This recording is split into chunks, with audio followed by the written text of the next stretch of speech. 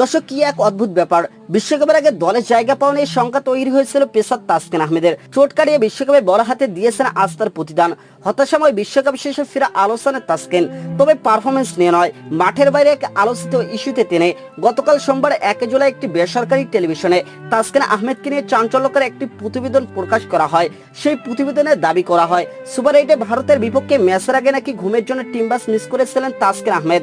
পরবর্তীতে শাস্তি হিসেবে তাকে সেই ম্যাচে আর খেলায়নি টিম ম্যানেজমেন্ট। এমন অভিযোগের পরে ক্রিকেট পাড়ায় বিষয়টি নিয়ে রীতিমতো তোলপাড় উঠেছে।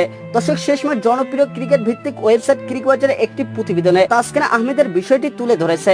নাম প্রকাশে অনিচ্ছুক বিসিবির শীর্ষ এক কর্মকর্তা ক্রিকবাজকে বিষয়টির সত্যতা নিশ্চিত করেছেন।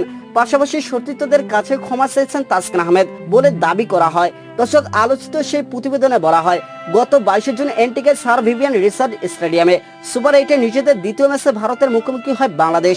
ওই ম্যাচে তাসকিন আহমেদের বদলে খেলানো হয় ব্যাটার জাকের আলী অনিকে। ভারত ম্যাচের দিন সকালে তাসকিন আহমেদকে টিম বাসে না পেয়ে অবাক হন টিম ম্যানেজার এবং লজিস্টিক ম্যানেজার।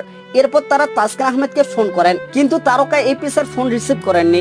পরবর্তীতে তাসকিনের সঙ্গে যোগাযোগ করতে না পেরে তাকে রেখে ছেড়ে দেওয়া হয় টিম বাস। একজন বাড়তি স্টাফকে দায়িত্ব দেওয়া হয় তাসকিনকে মাঠে নিয়ে যেতে। পরে তিনি ওই পেসারকে নিয়ে মাঠে যান, তবে একাদশে আর রাখা হয়নি তাসকিন আহমেদকে। দর্শক, বিসিবির ওই কর্মকর্তা ক্রিকবাজকে বলেন, এটা সত্য যে টিম বাস মিস করার পরও তাসকিন পরে দলের সঙ্গে যোগ দেয়। তবে সে কেন খেলায়নি সেটি কোচ ভালো বলতে পারবেন, হেড কোচই ভালো জানেন এটা।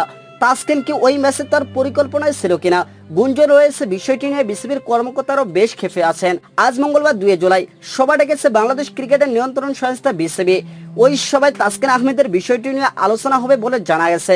দর্শক, বিসিবির সভাপতি ওই বিষয় নিয়ে কি বলেন সেই অপেক্ষায় ক্রিকেট প্রেমীরা।